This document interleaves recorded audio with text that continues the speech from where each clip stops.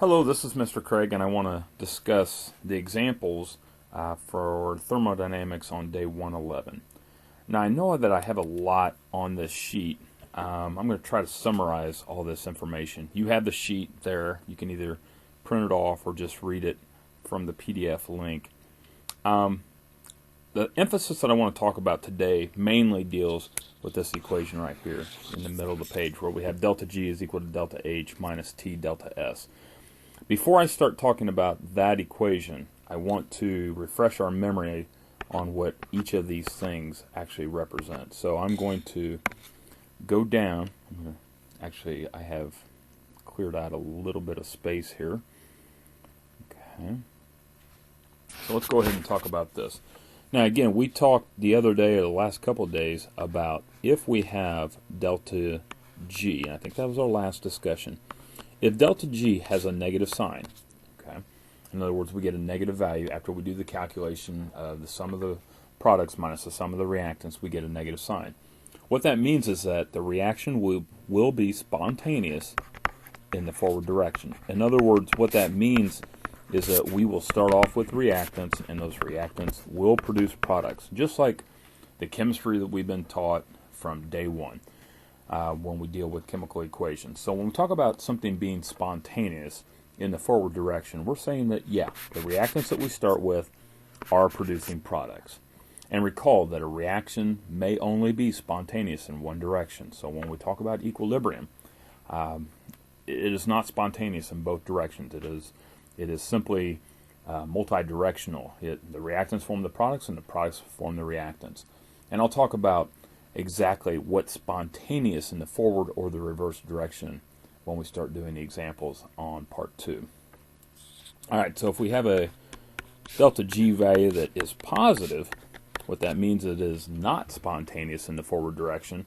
However, somehow, some way, we were able to force the reaction to make products. As soon as it would make products, it would immediately revert back to the reactants. In other words, it would be spontaneous in the reverse direction. So that's not a very favorable reaction. We don't really want to try to put a lot of effort and a lot of energy into something that as soon as we make a product that we're trying to make, it automatically kicks back as a reactant. That's not a very desirable effect. So what's going to happen is, in this situation, if somehow, some way, those products are formed, and again, we're going to really have to force the issue to have that take place, then immediately it'll revert back to the reactants that we would have on the sheet there. If delta G is 0, that means it is at equilibrium. In other words, it is not spontaneous in either direction. Okay, so not spontaneous. Now, when we talk about equilibrium, we're talking about the reactants forming the products and the products forming the reactants. And those, once equilibrium is established, then we have the same rates of formation for each of those.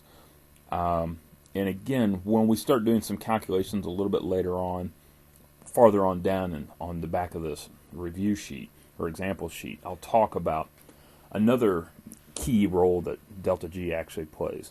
Alright, so these are the components for delta G.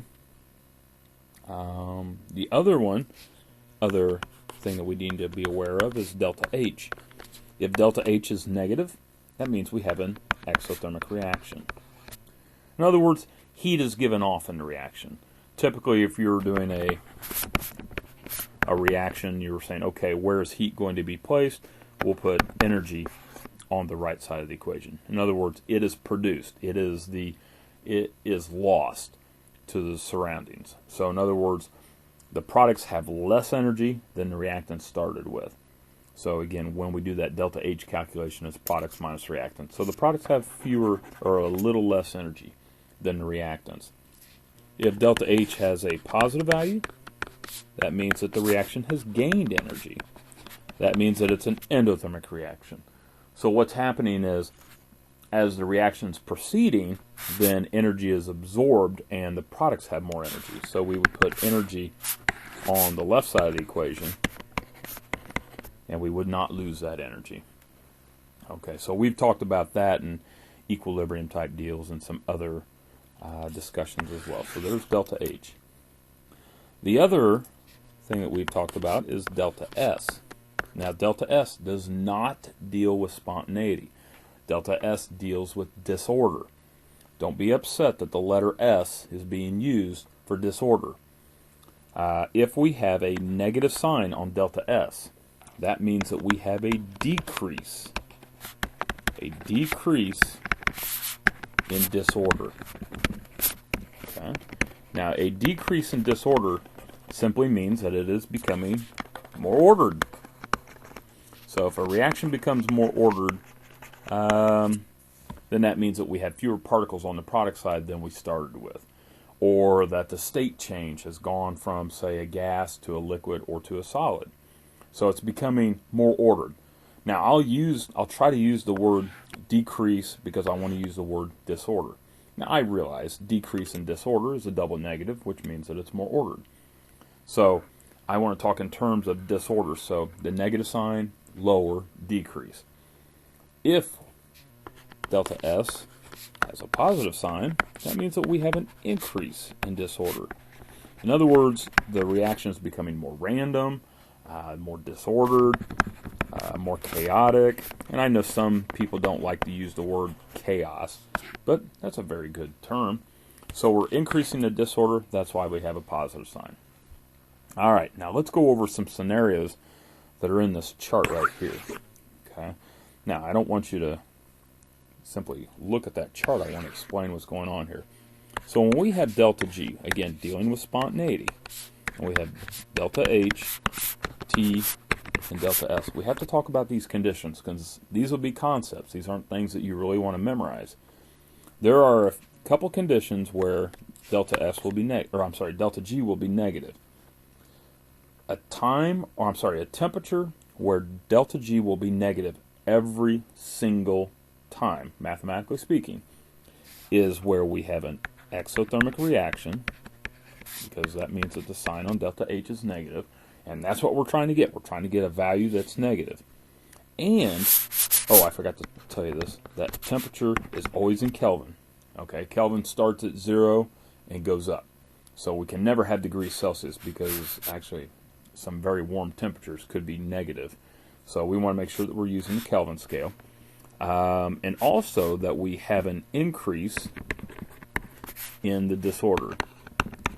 So that's our other condition. So that means that the sign on delta S is positive.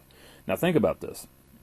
If I have a positive sign on delta S and I have a negative here and a temperature that's always positive, what will the back end of my equation be? Well, it will be negative. So if I take a negative value and add it to another negative value, then my delta G will always be negative. So that means that regardless of the temperature, under these conditions where I have an exothermic reaction and I increase the disorder, every single time the reaction will be spontaneous in the forward direction. In other words, our reactants will form products. Okay. Another scenario where delta G could be negative is if we have a endothermic reaction, which means that delta H has a positive sign. Now that's not a very good start. In other words, we don't want to have delta H, if we can, to be positive, but sometimes nature doesn't care about those sort of things. And if we have, say, an increase in disorder. So in this case, or this scenario, since these values are set, the delta S and the delta H are set, then we really have to focus on the temperature.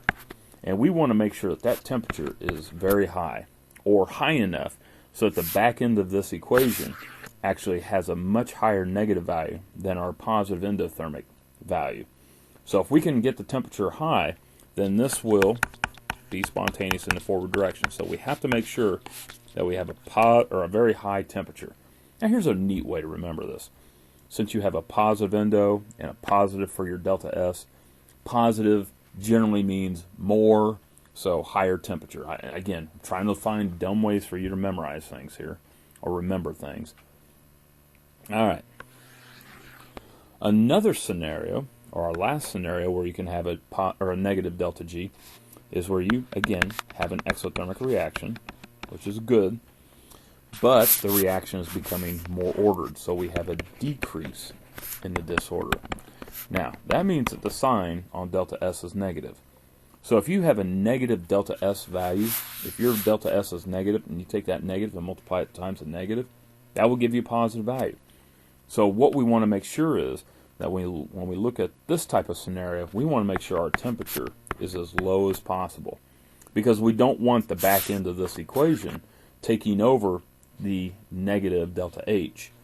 So delta G will be negative as long as our temperature is low enough.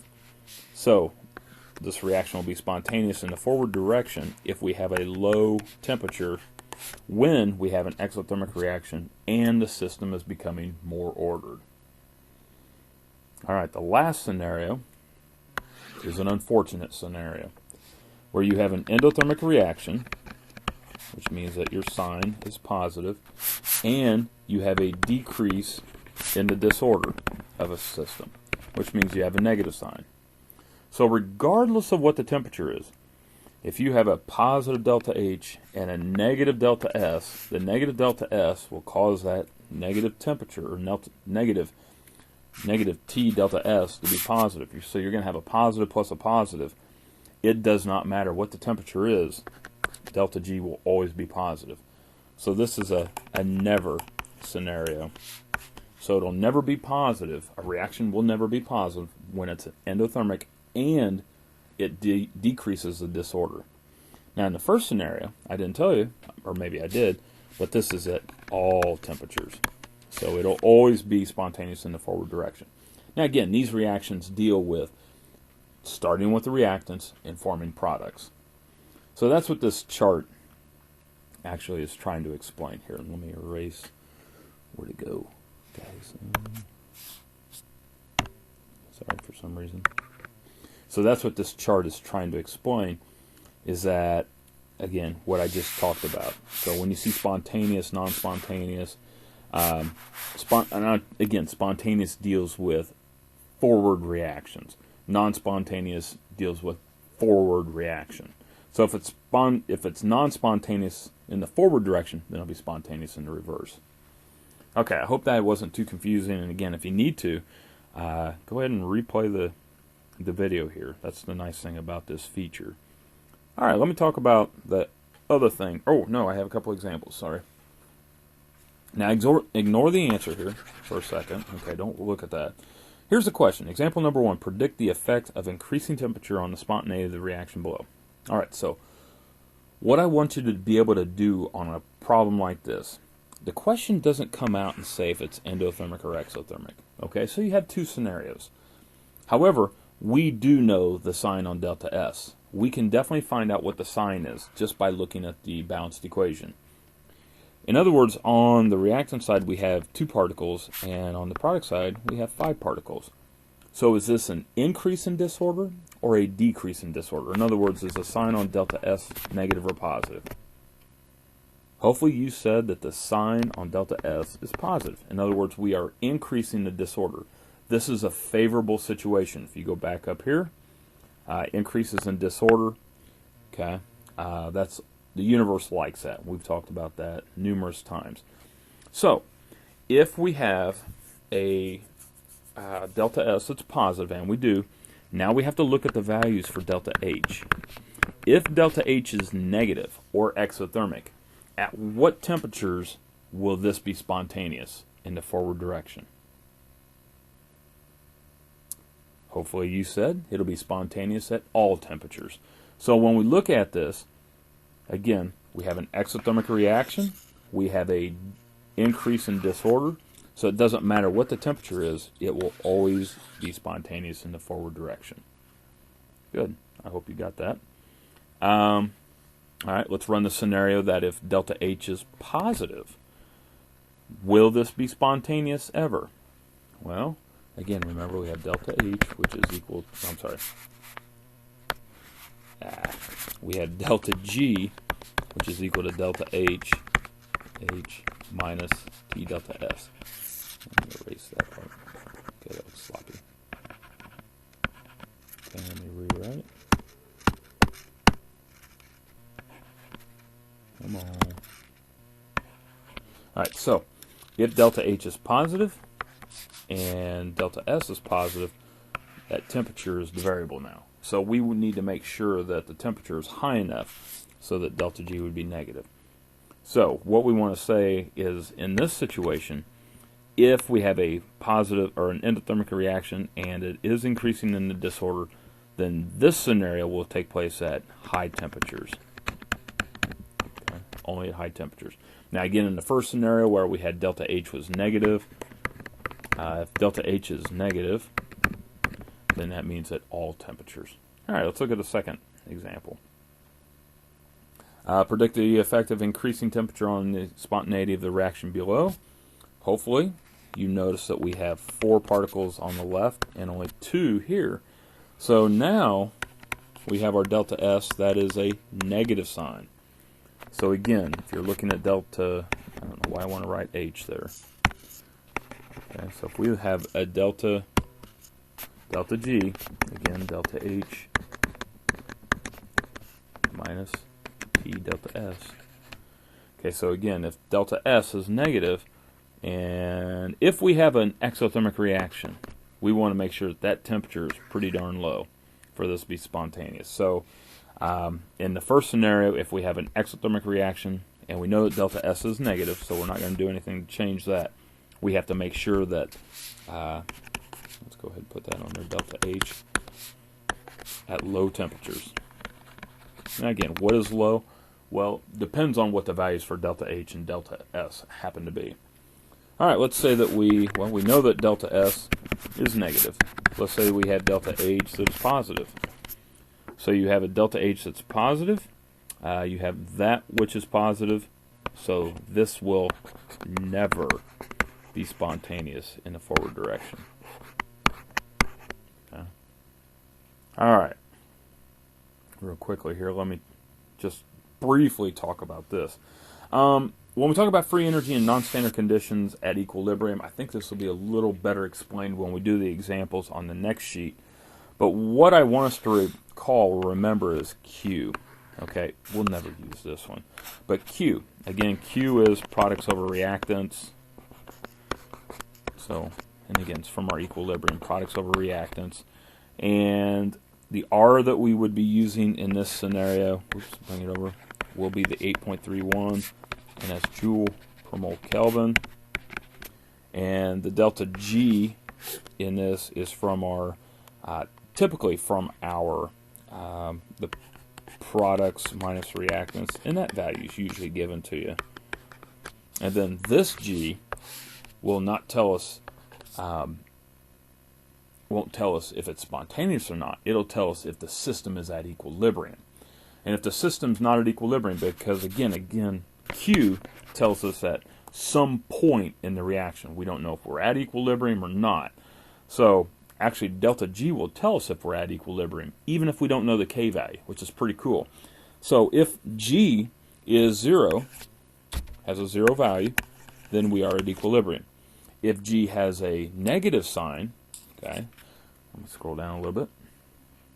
If G has a negative sign, okay, remember how we said that it would be spontaneous in the forward direction? Well, what this means is it will shift to the right to establish equilibrium. If delta G has a positive sign, then that means it will shift to the left, in this case, to reach equilibrium. Okay, so when we look at delta G for this problem, delta G is telling us if we're at equilibrium, and if not, the sign will tell us which direction we need to shift to establish equilibrium. So hopefully that'll make sense when we do the examples on the next page. Again, I hope this video has helped. If you have any questions, please don't hesitate to ask.